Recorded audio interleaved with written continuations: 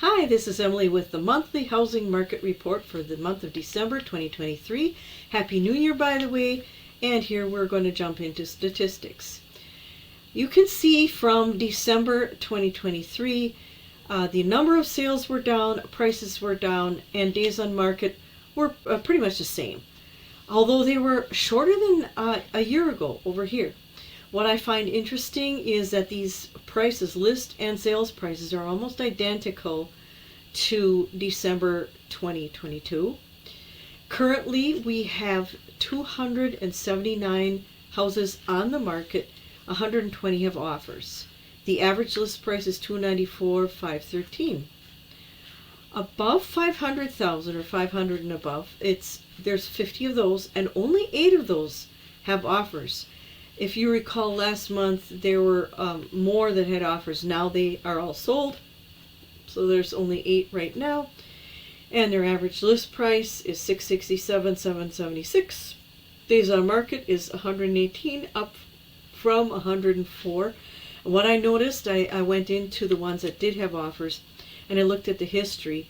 The ones that did get offers got them pretty fast, within something anywhere from four days to a couple weeks. So if it's priced appropriately, even in those high ranges, your house will likely sell.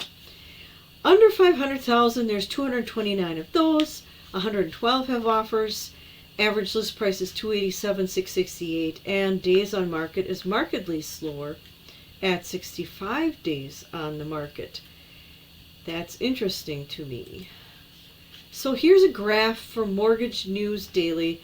It says the headline was something like mortgage rates inch up or marginally higher than a 7-month low. These headlines make me laugh because I get they have to try to sound exciting if they're giving you something every day, but these rates are actually low. I'll show you. So here's the 30-year rate based on different sources I looked up. The range is between like 6 and 7, and the 15-year rate is between 5.25 to 6.5 roughly. And both of those are down from last month. So where they get this headline, inch modestly higher, as I said, they probably from one day to another. Inventory is still low. Please consider buying or selling according to what you need, and do not try to time the market because it really doesn't work. Here is something that the Federal Reserve has given us. You see the source, Federal Reserve. I know my camera's covering up part of it, but they're predicting anywhere from 0.5% to a whole percent drop in interest rates based on the majority of these guys right here, because I believe they vote on it. And the majority of them are predicting or favoring these drops. 50 basis points equals like a half percent in interest rate. Here's an interesting graph I found in case you are renting and you're considering buying. Now, in one sense, renting definitely can be cheaper than buying a house, especially if you have dirt cheap rent.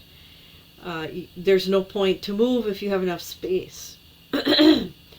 What this guy did was he calculated not only the monthly payment, which you definitely have to look at, but he also calculated increased equity as you pay down the mortgage, because as you pay down your mortgage, the chunk the bank owns gets smaller and the chunk you own gets bigger. Also calculating appreciation. Overall, in the very long run, owning your own home does appear to be cheaper than renting. However, do not decide to buy a house just based on that and think that you'll make money buying a house. You have to understand your own personal situation. It has to fit. I'll just give you one example.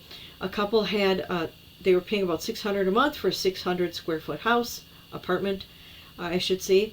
They did include all utilities except electric, so it was a really good deal. But they were crammed, because then you throw kids into the equation and you can see the problem. They ended up buying a house that was 1,600 square feet. So automatically now they have 1,000 square feet more living space, plus a garage and a yard, which they didn't have before. their monthly payments for, mortgage, taxes, insurance, and all that is about $1,300 a month. So you can see that for $1,300 a month, they're getting 1,600 square feet, and that's a better deal per square foot than the cheaper 600 for 600. I hope that makes sense. At any rate, that's the monthly market report. And that's it for now.